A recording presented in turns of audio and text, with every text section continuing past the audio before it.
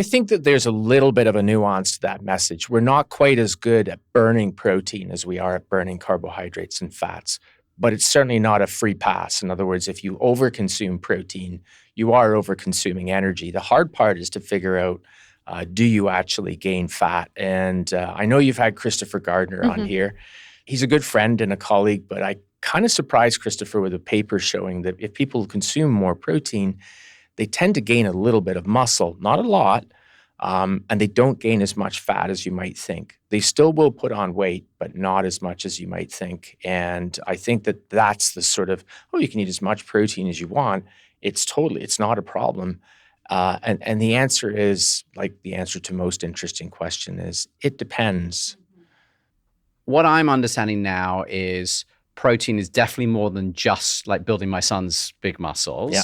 that we need it in order to live and function for like every part of our body. And it's also really important, in order to live these long and healthy lives. I think this then brings us on to that key question that all of our listeners had, like how much? And I think you've already mentioned, right, there's a lot of Yeah. debate on this topic.